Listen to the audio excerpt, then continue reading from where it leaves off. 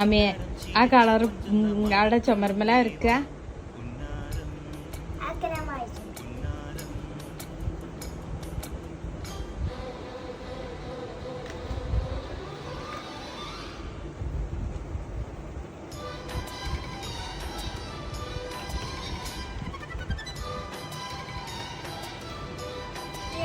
ഞാൻ ഒന്ന് വായിച്ചാ ഇതൊന്ന് വായിച്ചെന്നല്ലേ പറഞ്ഞ ഒന്ന് വായിച്ചാ.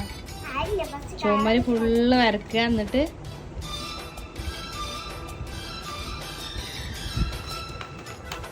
അപ്പൊ എന്നെ പോലത്തെ